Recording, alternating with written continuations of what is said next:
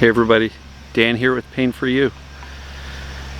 Today I want to talk about how emotional events cause physical events, and thought events do too. So let's take a nice couple of deep breaths.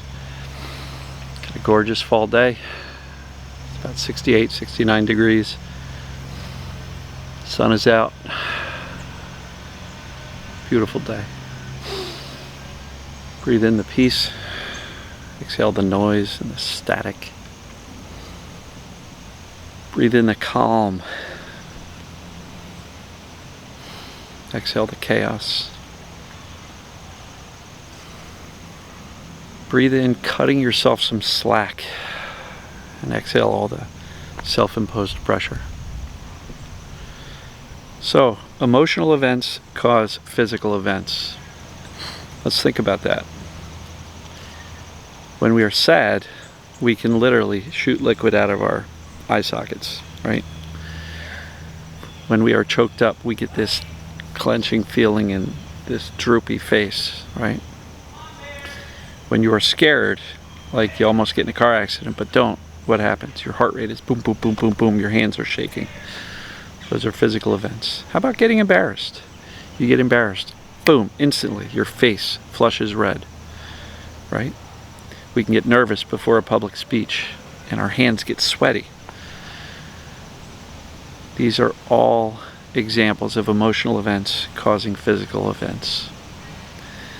And a lot of times emotions and thought are very tightly intertwined because it's not necessarily the public speech that's the problem. It's the thinking about the public speech and worrying about, oh my God, I hope I don't embarrass myself, and that creates the emotions, and all of that creates the butterflies in the stomach, the sick stomach.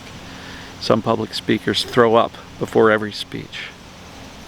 And so, it is very true and universally accepted that emotional events and thinking events, which are tied to the emotions, these two things cause physical events. So if it's okay to blush or cry and shoot liquid out of our faces, or get sweaty palms or butterflies in the stomach, have a heavy heart when we're grieving, why not pain? Why not other symptoms? So it's absolutely true. Emotional events do cause physical events. Thought events do cause physical events. Thought events do cause emotional events, which can lead to physical events. And yes, the circle is complete. Physical events can cause an overactive, fearful, catastrophic mind, which causes the emotions to increase, and before you know it, that wheel starts spinning faster and faster. So the purpose of this video isn't just to say, duh, emotions can change our bodies, but it's also to recognize that if we utilize our body properly in a calm, soothing way, where you can take a couple of nice cleansing breaths, let the tension out of our body, the body can change our emotional and our thought events. It's all connected, guys and gals. It's not a one-way street. It's all connected. So, what do we do with this information? Just recognize that if your body is experiencing a colorful day with symptoms, it's most often related to thinking or emotions. In other words, stress. Mental stress, life stress, emotional stress, relationship, family, job stress, money stress, self-imposed pressure stress. I gotta get better quick. I gotta get better quick. I need to make money. I need to go back to work. Well, all that pressure is not going to help. Not at all. All that pressure just unloads into the body even more. And it doesn't really calm things down. So if you've noticed, a lot of my approach is to teach the brain that you're okay already. So what pressure? What do we need pressure for? And think about it. If my overall approach is teaching yourself safety and calming How would it sound if I said, calm down in a hurry? Quick, get calm. Kind of counterproductive, right? Because you're going to try to force this thing called a calm, soothing, relaxed state. And that just doesn't work. So if you're trying to get better in a hurry, or by a certain date, or you're in a rush to get over something mentally, emotionally, physically, cut yourself some slack. Trust the body, it knows what to do. Right? Lovely lady in group coaching said she's really grieving over something significant in her life, and she's trying to get over it, and it's not working. So same thing. Trying to rush yourself to get over the grief is likely only going to make the grief stronger, and then plus on top of that, you're going to judge yourself for not being able to get rid of the grief. What's wrong with me? How come I can't get rid of it? And look, I did a video on grief a while ago. Shot it from the gazebo over there.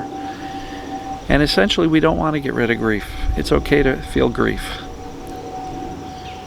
But if we want to soften it a little bit, we can shift our thinking about the grief towards a gratitude of how blessed we were to have that person in our life for whatever time they were in it. That will soften it. Because we can think about all the reasons why losing that person is causing us to miss them or miss the benefits of having them in our lives. And if we focus on what's lacking, guess what? We end up feeling worse. So as it relates to grief, we can soften it, but we don't want to really get rid of it, because then that means I never cared about that person in the first place. So soften it. Focus on the gratitude. How blessed you were to have that person in your life. It's kind of my recommendation there. But as for the emotional events cause physical events, mental events cause physical events, well, guess what? Like I've said before, you can use your physiology to change your psychology. And so, if you're feeling down, stand in front of the mirror and smile. Shoulders back. Rocky Balboa. Yeah. Makes you feel more powerful. What do you think that does to your emotional state? It lifts it up. What do you think that does to your negative, catastrophic thinking state? Calms it down, slows it down. So remember, it's a two-way street. Emotions and thoughts can absolutely create physical events, but we can use our body and physical events to influence our emotions and our thinking. It's all tightly intertwined. So it's not rocket science, but things that we often don't think about. We don't realize the tools are at our disposal, that we have the ability to change our emotional, physical, or mental state like that. You may say, well, I can't get rid of the pain. I'm trying. Again, trying really hard to get rid of the pain is likely just going to keep it around longer. So sometimes you can't rush this process. Not sometimes. You cannot rush this process. The more you push, the more you're going to judge yourself as failing, and the harder it's going to be. What you resist persists. So if you're trying to get rid of these emotions, the best way to do it is to welcome them, feel them. If you're trying to calm down your thinking, let the thinking come. Don't try to stop it. Don't ruminate on your lousy thinking. Just to let it come and let it go. You don't have to take it so seriously. So I think you're getting the idea here. You guys are awesome. I love you. You can do this. Just know that emotional and thought events cause physical events, but we can use the physical body intentionally, relax the body, breathe, to positively influence the emotional state and the mental state. Try it. Let me know how you do. Please comment below. If you're not a subscriber to YouTube, please hit that red button. If you're not a member of the Facebook group, search for Pain For You private group on Facebook. And if you'd like some direct help, go to painforyou.com/join to learn more about my video-based course and weekly group coaching. So, love you guys and gals, and I'll see you tomorrow.